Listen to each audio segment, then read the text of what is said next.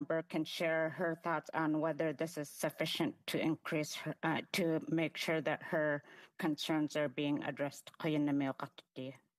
Our member, Saanich Gulf Islands. I thank my honorable colleague from Nunavut for all of her work.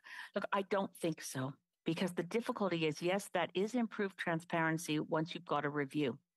But what will trigger a review in an issue like paper excellence, which I've referenced? And when do we have, how wide is the net cast, and when can we take concerns forward? And that's where I think, and I wish we had more time. I will vote for C-34. Let me make it clear. It's an improvement and modernizes the Investment Canada Act. I think I'd like to also vote for one of the Conservative amendments to ensure that Cabinet retains control in these reviews. But in any case, I'll vote for it.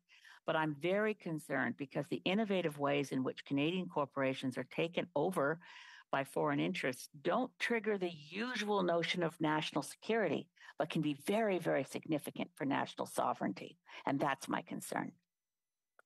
Questions and comments? Questions et commentaires? Sorry. We'll do it after. A brief question. The honourable for Brandon Sears.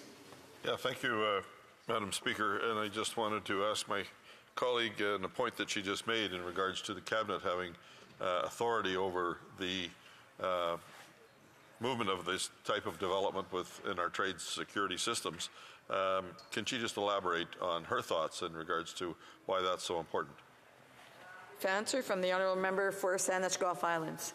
Well, it's not to denigrate any individual minister, but the reality is ministers will have pressures on them that might be regional, that might be specific to the concerns that are shared within the region they represent, or the sector that has their ear most frequently.